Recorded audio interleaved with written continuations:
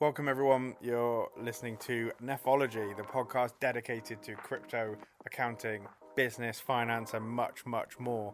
I'm Joe David, the founder of Nephos Group in Minor. Please note that all conversations recorded are professional opinions, and if you'd like to know more or gain support, please reach out to the team directly. Now on to the next episode.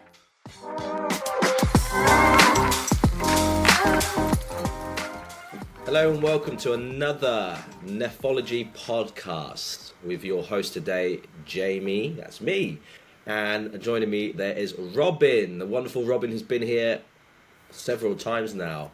Robin, please do introduce yourself.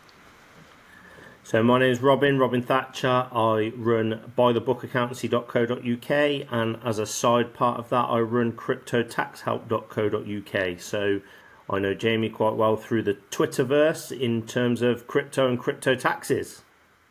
Yes, we've known each other for quite some time now. We've had a few Twitter spaces, podcasts and whatnot in the past. We've had a few different joint ventures, if you like, from that regard. A couple of things in the pipeline, which we can't discuss on air, but it's all exciting stuff, and we're hoping to do some stuff together in the future, one way or another, see how things go, really. So today we'll be talking about a day in the life of a crypto accountant. So you may or may not know, myself and Robin, we are crypto tax accountants. So what does that mean? What do we actually do? What's different? What makes it tough? What makes it interesting compared to your average accountant, I guess? So Robin, kick us off, mate. What's your main difference, if you like, or a difference? So one of the biggest things for me is I started out in crypto tax from liking crypto, and actually they go hand in hand. So you have to take a real interest in crypto to be a crypto tax accountant, really.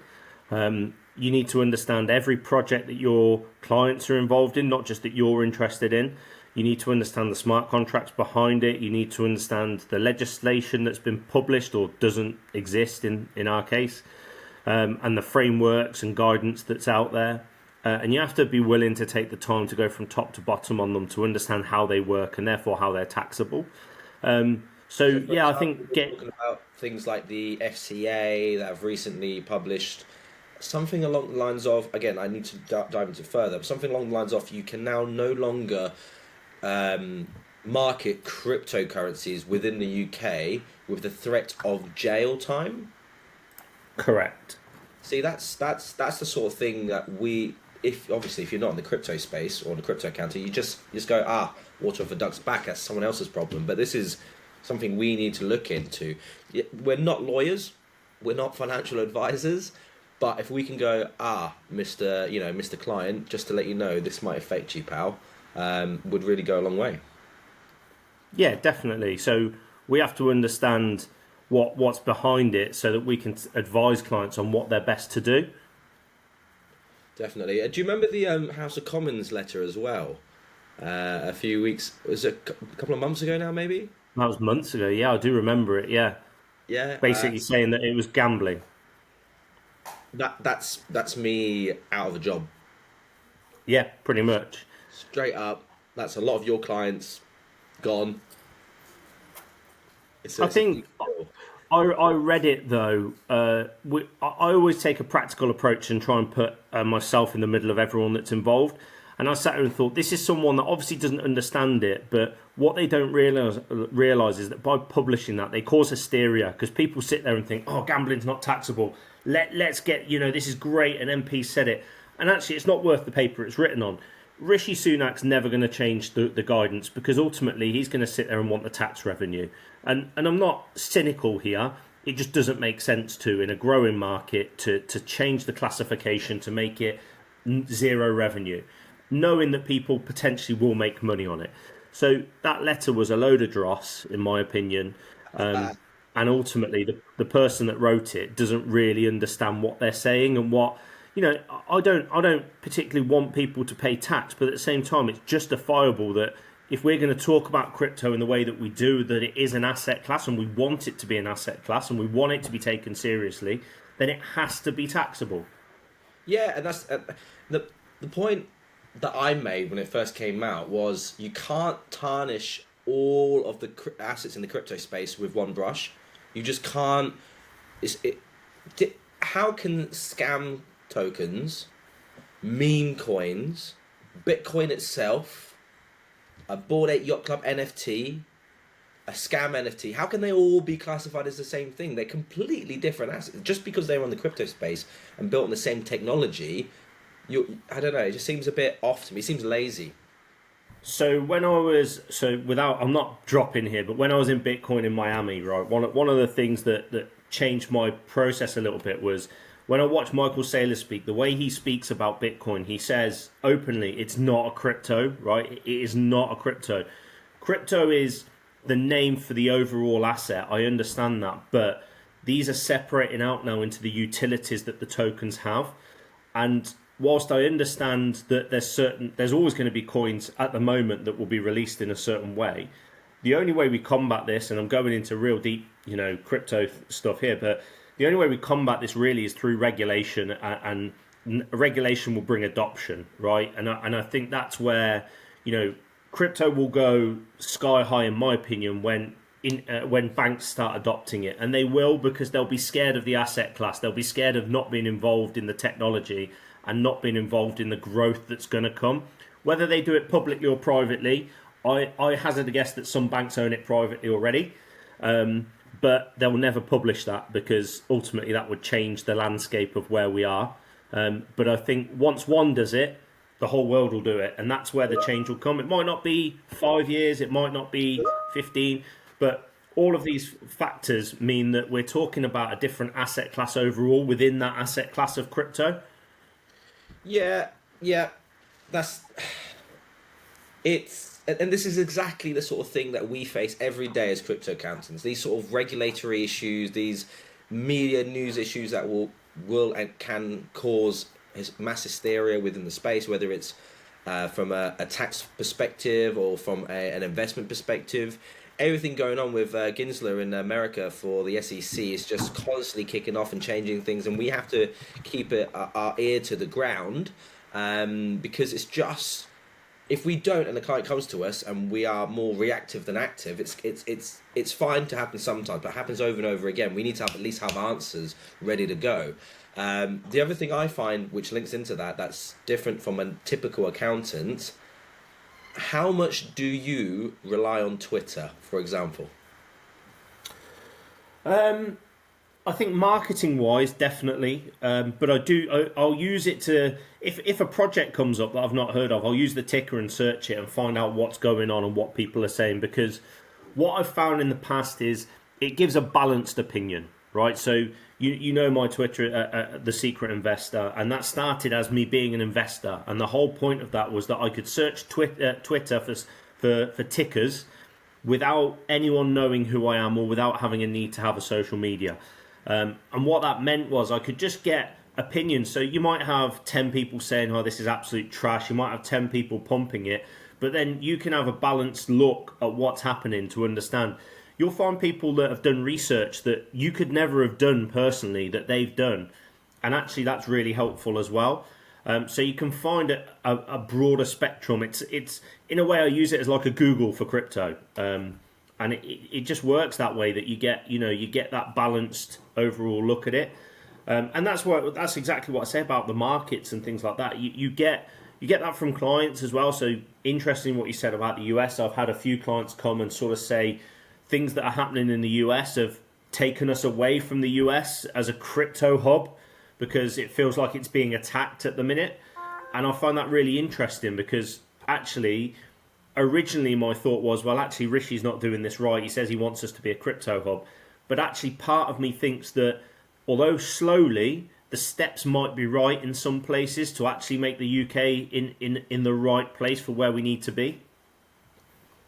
Yeah, and it's just worlds apart from your traditional accountant, basically. You know, what accountant uses Twitter for market research? What accountant uses Twitter for new clients, for giving away free information? Not many. I'm sure some do, but not many. Most accountants would be on LinkedIn, for example. But Twitter, I don't know. Twitter seems to be more of a playground for crypto, if you like. Well, at least my followings and followers are anyway. So I think it's the I think it's the anonymity, if that's a word. Um, People like the fact you can have a name that doesn't mean it's your name. The thing is with crypto, it's very, very secretive in general. Like, obviously, I speak to people, but I've spoken to people before who said, "Look, on our first call, I prefer not to use my name if that's okay." yeah, Absolutely fine. Obviously, I need to know your name at some point, but there's a trust, that needs building. And actually, I'm because of the last few years I've been in crypto anyway. One of the things that I find a massive change is we're probably as an industry more remote now, but in the crypto world you have to be more remote anyway because there's not a lot of face to face required. People are online, people are all over the country, if not all over the world, and they'll happily that's a come to great you point. anonymously. But That the amount of people that you have yeah, seen face to face compared to if you weren't in the crypto space, I've probably met with maybe 5 clients.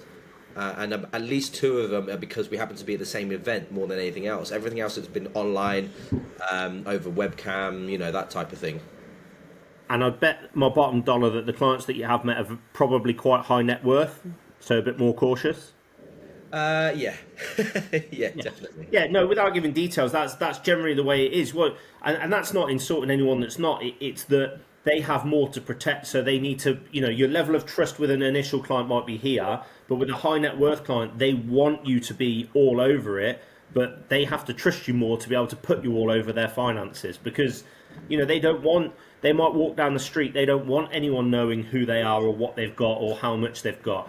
And that's not to do with hiding anything. That's just to do with the way most, in my opinion, most high net worth individuals are. They don't want to be on telly saying, I've got loads of money. They want to be able to walk down the street and no one know who or what they are.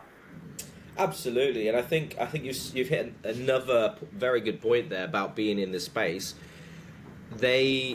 When they come to us, for example, the chances are they've gone to other accountants at some point, and they're not used to us understanding the space. They're not used to us accepting that they want anonymity for at least the first meeting. Perhaps we accept the fact that we're probably never going to meet face to face, depending on the situation, and we as accountants in the space go, yeah, you know what, we get that. We do this all the time, every day.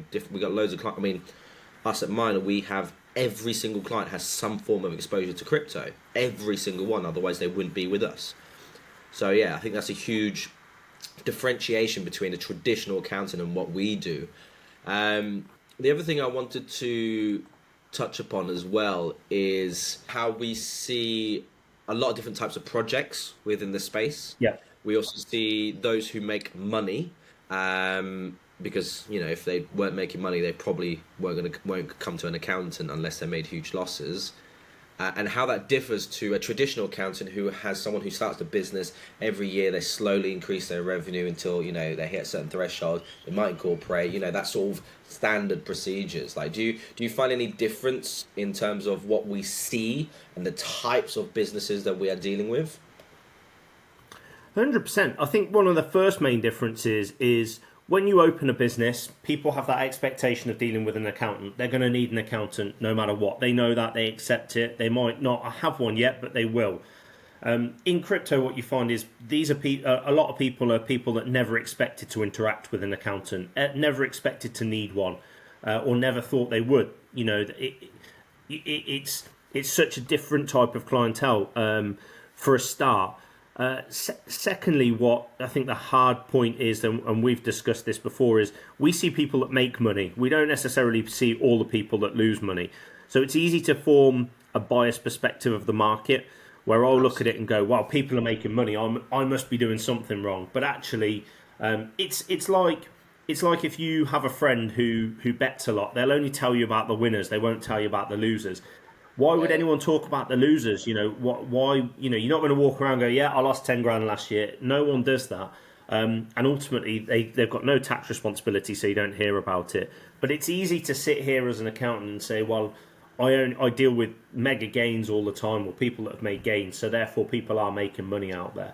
I think that's a hard perspective to gain on the market because you really, I know that last year when the bull run came to an end, people were making a lot of money. There was a lot of people out there that needed help, and I would say last year there's less people as a percentage of overall investors that were seeking help than there is now. But what you've got this year is obviously a lot less people making money, unless they're in income generating things where they're doing work for projects, or whether they've found a niche somewhere that might be making money. It's very rare, and generally people have slowed down a lot as well. You know, there's a lot of. I'm one of them. I used to spend 3 hours a day going through all my portfolios and doing this, that, and the other for yield farmings and all this. Whereas now, I might as well put my money in a bank because I'm going to get the same yield as I would in a farm, really. So it's slowed down a lot from that perspective. But I do think, that's the other thing. You know, there's a lot of. That's slightly different for us as crypto accountants. Is the fact that you were, at least, I know not at the moment, but you were spending time putting your money into yield farms, dealing with it, going to probably liquidity pools, DeFi protocols. Maybe you said, oh, there's a node, I want to get involved in that, see how that works. We spend a lot of time diving into this, sometimes making money, mostly losing money, to figure out how it works so we can actually support our clients as well. I personally see that as a form of training and research, because much like anything else you do within the tax or accountancy space, you need to understand what's going on. You can't exactly deal with a rental analysis, a rental P&L, without understanding what mortgage interest is. If you don't know fundamentally what that means, you can't really deal with it. So you need to. And not everyone can just go, right, I'm going to get involved and rent a property. That's a lot of money. It's quite a high level. So you read text, you learn from someone trains you. But we have to just get involved and get stuck in, even if it's a fiver here and there. We go, right, put some money in, see what happens. Can we do this? How's that reflected? Is there anything you've done where you've gone, I never thought in a million years I'd be involved with that? Oh, well, all of it, really. But I think how I got into this space, so I started in this space very small and a very niche area, a very small area. And then where I really got into this space was strong nodes, about 18 months ago, probably.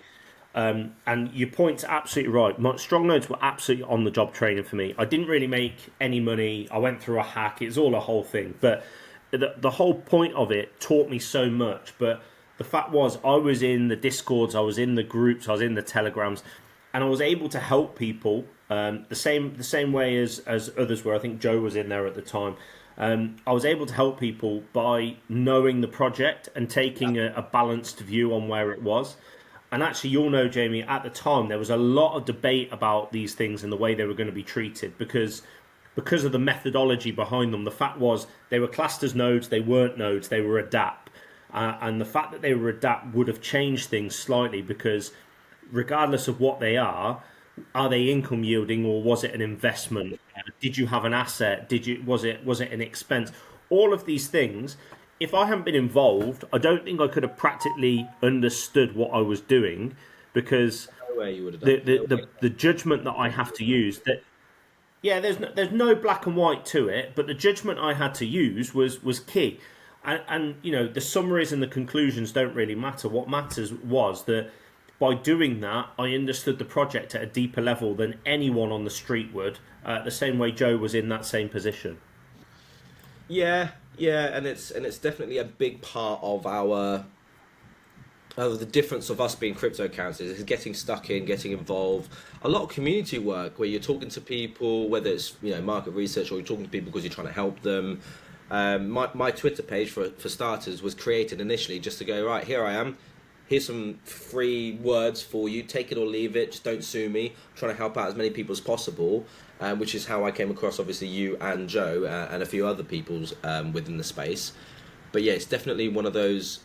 It's definitely thrown you and I into a world of I never thought I'd be in this position. I never thought I'd be doing this type of thing, but it's different and necessary. For example, one of the greatest things I find and funniest and possibly most difficult things about being a crypto accountant. So for anyone listening who's an accountant that wants to go into crypto or anyone that wants to go into crypto accountancy, please take heed of this. Multiple aliases. I don't know about you, Robin, but I struggle so hard with a name of a client, the face of that client, the online persona of the client, the NFT for the client that they use on one platform, the different name they have somewhere else, and maybe you play games with them, so they've got a different gamer tag as well. Like, and you have to remember all of that. I definitely would have it where I have people saved in my phone who, when they message me, I've got no idea who they are on Twitter or something like that. I'll be like, "Who's that?" I don't know. I'll have to scroll up and try and find it. But I do struggle with that. I mean, the other thing is, like I say, people really like to remain anonymous.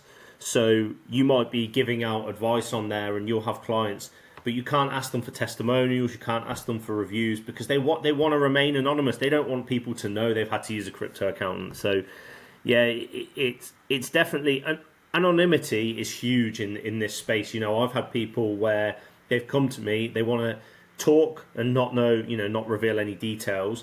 They will then set up Coinly in an alias. I've had people, for example, that's quite a funny one. I've got someone who he comes to me and he asks me to do his tax return every year, but then when I go, he's like, "Oh, you've still got access to my Coinly," and I forget every time that the Coinly's not in his name. So I start searching for his name. I can't find him. I'm like, "Who are you on Coinly?" And he's like, "Oh, he has to give me his alias." And I'm like, "Oh, just put your name." But Yeah. it doesn't, it doesn't really matter. It's just like it's just one of those things. It makes people feel more comfortable. Yeah, and there's a big thing around security and crypto. There always has been, there always will be. I mean, we had was it Ledger? There was a Ledger scandal where seed phrases were being leaked or something, and there's people are gonna take those types of actions through aliases, through different email accounts, through different names, through anagrams, and all this. And it wouldn't surprise me. I haven't come across any so far. It wouldn't surprise me if I had a client who's talking to me through a separate alias on a separate platform, not realizing it's me because I have a separate alias and we're just chit chatting. Like that sort of thing can happen quite easily. The thing you mentioned about I've had it before. Yeah, so I had one. I'll give you an example. I had someone that came to me and basically asked me a UK tax question, totally anonymously.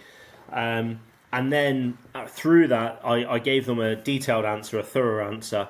And they came back to me about an hour later and went, "Actually, I'm not UK based. I'm a US guy. I run this group with a crypto influencer and we're looking for a UK tax person. We'd like you to join." And it was just like, I was like, "Well, that's a bit sneaky." It didn't matter, and I'll be honest, mate. There's not many UK people in the group anyway, so I'm not doing a lot. But it's just one of those things, like it can be anything. So I always work on the basis that the person emailing me is a secret tax inspector. I do it all the time because in my head that's where I go. I'm like, a tax inspector's going to do this to me one day and try and trick me.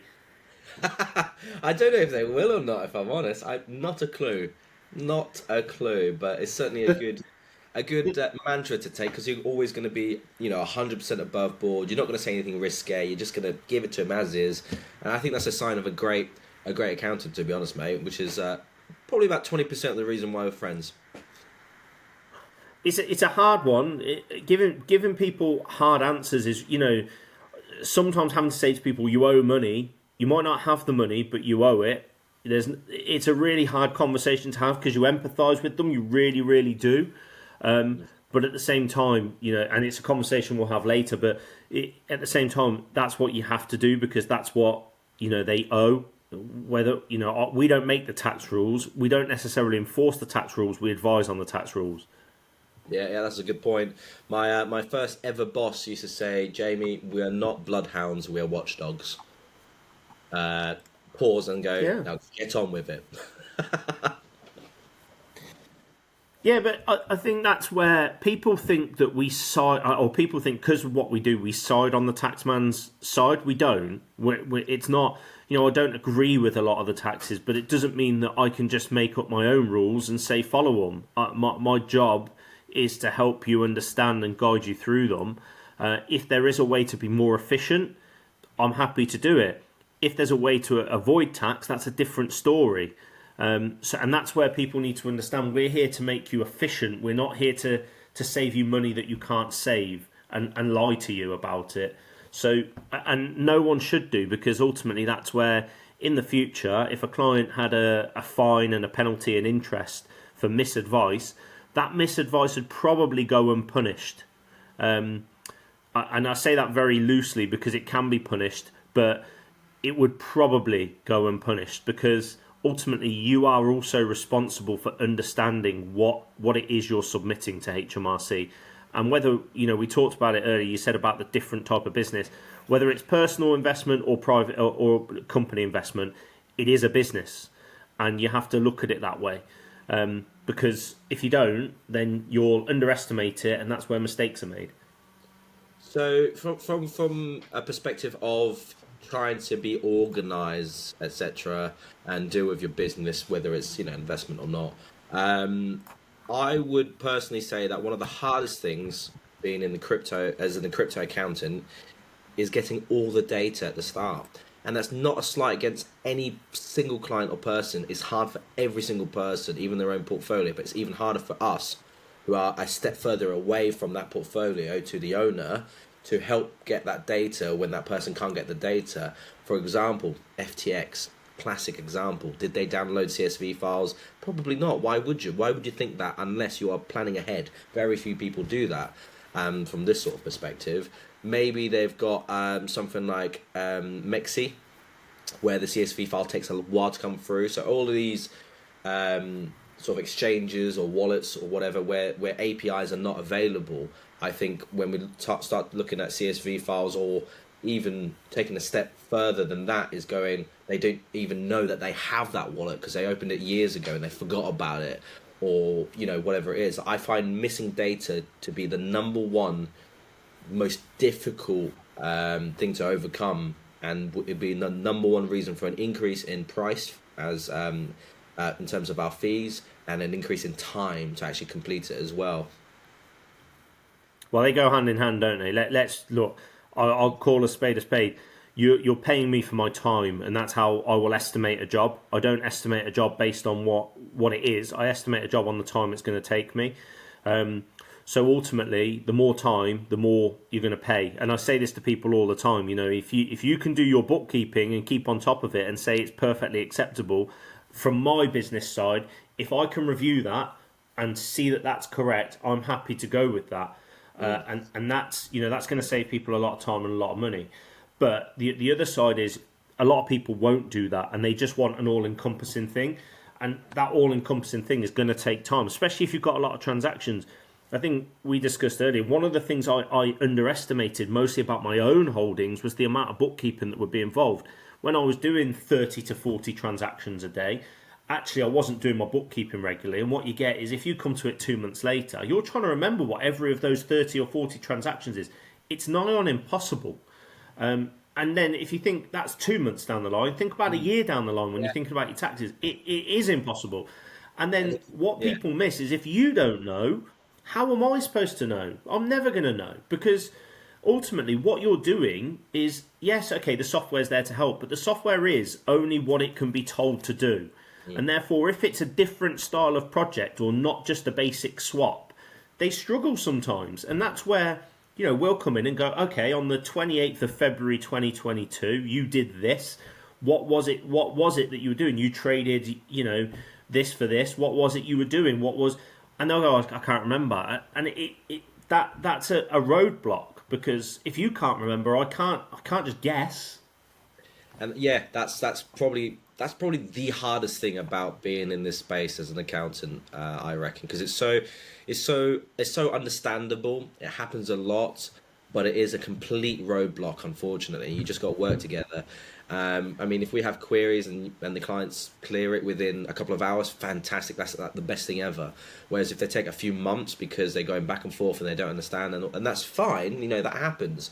But that will obviously delay the process, and we will have to do everything we can to help. But we are that one step further sort of disconnected from that portfolio than the client. It becomes nigh on impossible to do more than we already have. So go on, mate. Yeah, I was just going to say, it comes as a whole package. You sort of look at it and you go, okay. One of the first questions I'll ask, and I'm sure you guys will do a similar, is how much have you made in that year? How much are you expecting? I'm not expecting to the penny. I don't need you to. I can take to the nearest 10,000 if you want, But what I need is a ballpark of where I'm aiming for, because and I'm sure you've done this in the past, when I've done bookkeeping in the past, I've gone, okay, I'm pretty sure that this is about as good as I can get it without various queries being answered. And then I'll send it to the client and they'll go, oh no, I made much less than that. And I'm thinking, okay, well, where do we start? I have a methodology that I'll use if a client says, right, I think I've made 50 grand. Coinly, for example, that other softwares are available. Coinly, for example, will say 150. I know then that I need to start at what's those 150 gains made up of, and then I can say to the client, okay, here's what it's telling me you've made gains on. Tell me what's incorrect, and we can drill down into it. Yeah. But if there isn't a basic knowledge of that, then we're really struggling.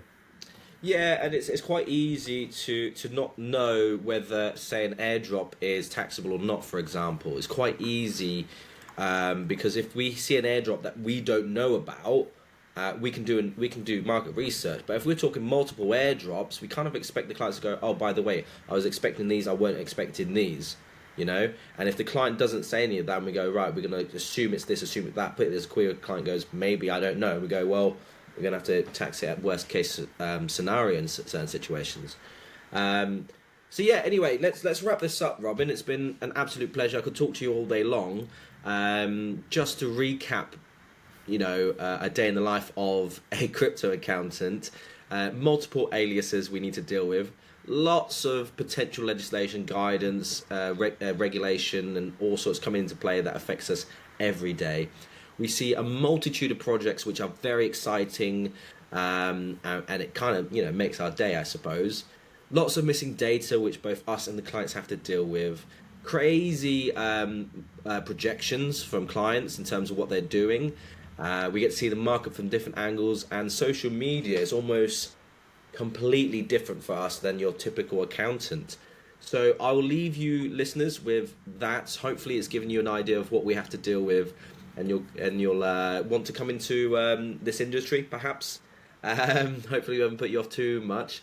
So I'll leave you with Robin to sign you off and give us his maybe a top tax tip for crypto while I put him on the spot before we sign off. Robin, what's your top tax tip for the crypto space?